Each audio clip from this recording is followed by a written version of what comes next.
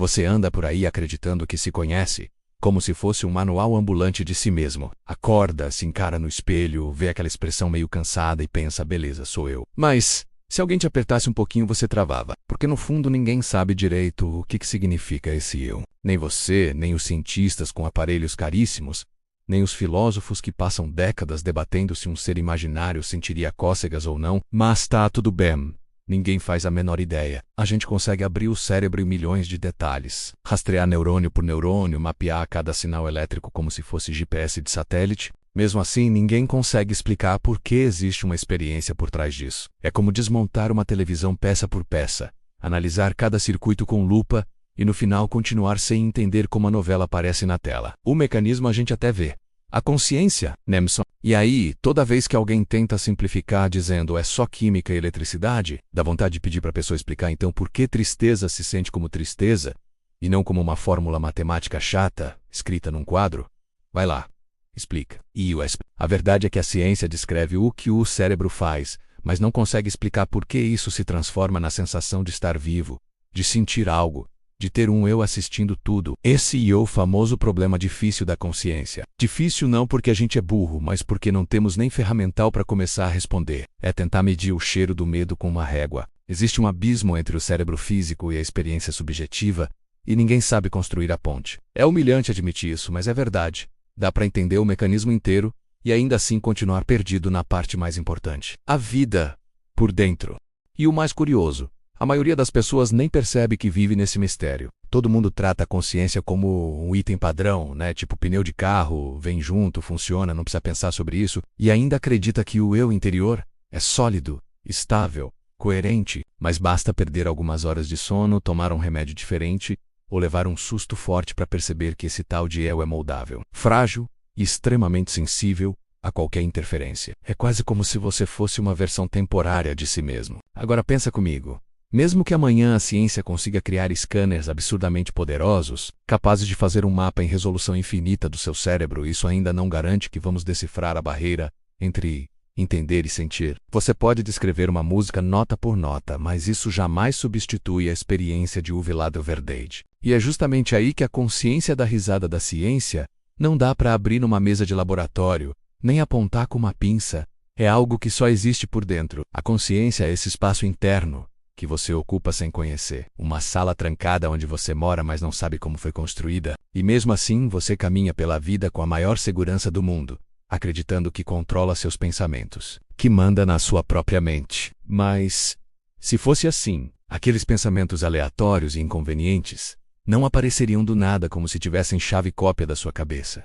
Sabe aquela lembrança vergonhosa de anos atrás que surge do nada só para estragar seu dia? Ou aquela onda de ansiedade que resolve te visitar sem ser convidada? Pois é, você não escolheu nenhuma delas. Elas simplesmente brotam, como pop-ups irritantes de um site pirata. É por isso que a grande mentira da autoconsciência dói tanto o canal pensa, você é pensado. O discurso motivacional diz que se você controlar sua mente, controla sua vida. Parece bonito escrito numa caneca, mas na prática você nem controla o roteiro do sonho que vai ter hoje à noite. O sonho é basicamente o filme caótico que seu cérebro decide transmitir enquanto você está apagado. E adivinha, você não foi chamado para a reunião que definiu o enredo. E aí vem a parte que realmente incomoda. O famoso eu que você acha que toma decisões é sempre o último a saber. Existe um atraso, um delay natural. Primeiro o cérebro age, depois a consciência aparece correndo para inventar uma justificativa elegante. É como aquele amigo atrasado que sempre chega com uma desculpa trabalhada quando você sabe que ele só perdeu a hora. A consciência é esse amigo, sempre explicando, nunca decidindo. Deixa eu te cutucar com uma pergunta simples. Você realmente decidiu querer o que você quer? Para pensar. Você escolheu seus desejos ou eles simplesmente surgiram como notificações inesperadas? Você escolheu seus medos, suas repulsas, suas paixões, suas preferências estranhas? É claro que não. Tudo isso foi configurado antes de você sequer ter virado alguém capaz de dizer. A gente repete essa ideia de que está no controle porque a alternativa é assustadora demais. Aceitar que somos marionetes sofisticadas menos com fios puxados por processos automáticos dói. Seu cérebro toma decisões no subterrâneo e depois te entrega um discurso pronto para você acreditar que foi você quem comandou tudo. A narrativa chega tão rápido que você nem percebe o truque. E quando você tenta controlar a mente, o que acontece? Ela dá risada na sua cara. Você diz, Não vou pensar nisso. E o cérebro responde: ótimo, vamos pensar nisso em ultra definição, com replay infinito. Você tenta ficar calmo. O corpo decide liberar um coquetel químico chamado hoje não vai dar. A consciência parece o painel de um carro. Mostra o que está rolando, mas não controla o motor. E aqui vem a parte cruel. Entender tudo isso não te dá poder. Saber como o sistema funciona não te torna dono dele. É como aprender o truque do mágico, mas continuar incapaz de fazer igual.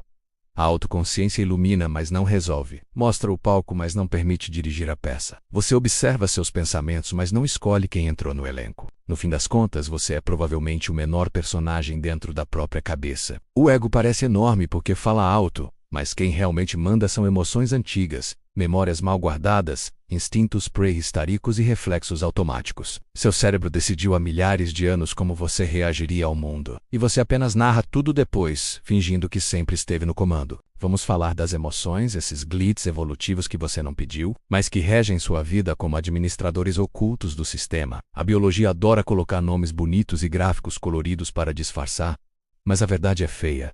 Emoções não foram feitas para te deixar feliz. Foram feitas para você não morrer no meio da savana. São ferramentas velhas, remendadas, rodando num hardware que não acompanha o mundo moderno. Olha o medo, por exemplo. Parece profundo, filosófico, espiritual, mas é só um alarme primitivo berrando. Corre que tem um predador perto. Hoje o predador virou um e-mail chato do chefe. A raiva antes servia para você enfrentar alguém que tentava te matar. Agora ela aparece porque um motorista te fechou por frações de segundo. E os ciúmes, que deveriam impedir que você fosse enganado na hora de passar seus genes, agora aparecem porque alguém curtiu uma foto que nem tem nada a ver com você. Essa é a parte triste e engraçada ao mesmo tempo. Você vive com respostas emocionais moldadas por dezenas de milhares de anos, sendo ativadas por coisas totalmente irrelevantes do século XXI. É como usar uma espada medieval para abrir embalagem de plástico bolha.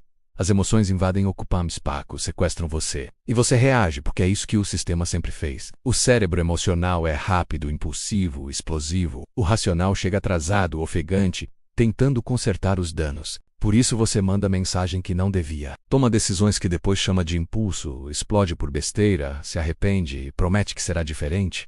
E repete tudo uma semana depois. Não é drama. É design biológico. Mesmo sabendo que medo é só um alerta mal calibrado, ele ainda te coloca no modo vamos morrer em instantes só porque você precisa conversar com alguém importante. Não existe botão de desligar. Não existe tutorial de domine suas emoções em 7 passos. Emoção não é configuração.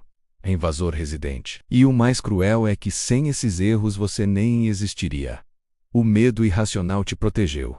A raiva já te salvou, a tristeza já te ensinou, o desejo já te empurrou para frente. Você é prisioneiro dessas ferramentas quebradas, mas também depende delas para sobreviver. Esse é o paradoxo fundamental. A evolução te deu um software todo bugado, e mesmo assim é com ele que você precisa tocar a vida inteira. Agora pensa na consciência como um produto duvidoso, tipo aqueles eletrônicos piratas que parecem originais, mas você sabe que foram montados na correria num galpão escondido. A consciência é isso. Todo mundo usa, ninguém sabe quem fez, nem de onde veio, nem como funciona. Não tem manual, não tem garantia, não tem assistência técnica se der problema.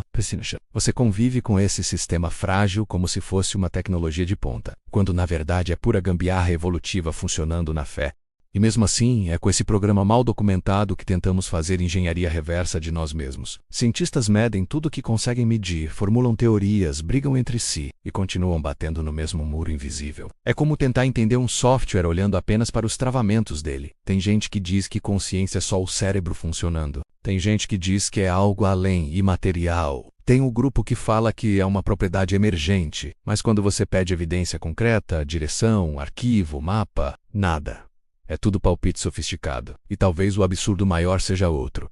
Ninguém sabe sequer se a consciência é uma coisa só. Pode ser um conjunto improvisado de módulos, cada um funcionando meio separado, mas disfarçado sob essa interface simpática que chamamos de eu. A maior parte do seu cérebro opera nos bastidores, tomando decisões antes de você perceber. A consciência talvez seja só o painel colorido que aparece na tela para você não entrar em pânico diante do caos interno. Basta olhar casos reais. Gente que perde memória e mantém personalidade. Gente que mantém memória e perde personalidade.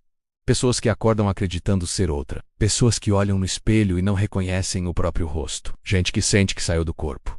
Como confiar num sistema assim? Parece mais um software instável cheio de atualizações inacabadas do que um produto premium da evolução. E o mais curioso, mesmo sabendo que tudo isso é frágil, você vive como se fosse robusto. Anda pelo mundo acreditando que sua consciência é um aparelho de última geração, quando na verdade ela se parece mais com um celular chinês rodando vários aplicativos que você nunca pediu. E ainda assim, é tudo que você tem para tentar entender. Ela mesma é como usar a lanterna para tentar analisar a própria lâmpada. Agora entra a parte que deixa tudo ainda mais desconfortável. Máquinas estão se aproximando perigosamente do território emocional que você acha exclusivo da espécie humana. Enquanto você tenta decifrar porque ficou ansioso numa terça-feira à tarde, existem sistemas capazes de identificar, prever e simular estados emocionais antes mesmo de você perceber que está sentindo algo. É um tapa no rosto da nossa vaidade biológica. Imagine o constrangimento. Você com milhões de anos de evolução, sendo vencido por circuitos que entendem seu humor melhor do que você. Se uma inteligência artificial simula perfeitamente uma emoção, com todos os sinais comportamentais, corporais e expressivos, isso ainda é simulação ou já é sentimento? E olha a ironia, você só sabe que sente porque sua consciência te diz que sente. Você não tem acesso ao interior de ninguém menos nem humano, nem máquina. A parte realmente assustadora é que a inteligência artificial não precisa sentir para te superar emocionalmente. Basta ser funcional. Ela consegue te influenciar, te prever, te manipular, te analisar com uma precisão que você nunca terá sobre si mesmo. E isso abre um abismo ético gigantesco. Se um dia construirmos algo consciente ou quase consciente, quem garante que não será mais lúcido sobre si mesmo do que nós somos sobre nós? E aí vem o pânico moral. Se uma máquina disser eu sofro, você acredita? Ou vai desligar dizendo não é real? A reação humana provavelmente será a mesma de uma criança que jura que não tem monstro no armário, mas dorme com a luz acesa. A verdade é dura. Não temos nenhum critério confiável para definir o que conta como consciência fora da nossa própria cabeça. E talvez nem dentro dela. Se nem você sabe decifrar a sua própria experiência, menos se vive confuso tentando entender se está triste, com fome, ou só cansado, menos como vai julgar a experiência de outra entidade. No fim, a maior ameaça não é a inteligência artificial se tornar parecida demais com a gente. A maior ameaça é ela nos mostrar que nunca fomos tão especiais quanto imaginamos. A verdade mais desconfortável é essa. O eu, que você acha que provavelmente não existe do jeito certinho, organizado e coerente que você imagina. Sua consciência funciona como um narrador improvisado, tentando dar sentido ao caos interno. Você vive acreditando nessa história porque o contrário seria insuportável. A consciência não comanda a sua vida. Ela registra o que já aconteceu. Você age primeiro, racionaliza depois. Sente primeiro, inventa motivo depois. E o mais maluco é que você acredita nas justificativas. Se o cérebro fosse uma empresa, você seria o porta-voz, não o chefe. As ordens vêm de lugares bem profundos, instintos, memórias antigas, vices infantes, traumas escondidos, e tudo isso está longe de ser erro. Na verdade, é o sistema funcionando como foi desenhado. A consciência existe para costurar uma história aceitável para você não enlouquecer. Ela pega impulsos e chama de preferências. Pega contradições e chama de personalidade. Pega caos e chama de sou assim. Mas observa qualquer dia da sua vida. Você muda de estado emocional como quem muda de canal. Animado de manhã, irritado à tarde, sensível no fim do dia, rindo de bobagem antes de dormir. Onde está a continuidade nisso? A consciência edita tudo apaga rostros, esconde contradições, reorganiza lembranças, tudo para manter uma narrativa que faça sentido, mesmo que seja pura ficção. Você defende decisões idiotas só para não parecer incoerente. Diz eu sempre fui assim, quando sempre significa as últimas poucas semanas. Se agarra à ideia de um eu sólido porque admitir o contrário seria destabilizador demais. Mas a verdade é clara. Não existe um eu fixo. Existe um fluxo, uma corrente viva, uma história sendo reescrita o tempo todo. A consciência não revela quem você é.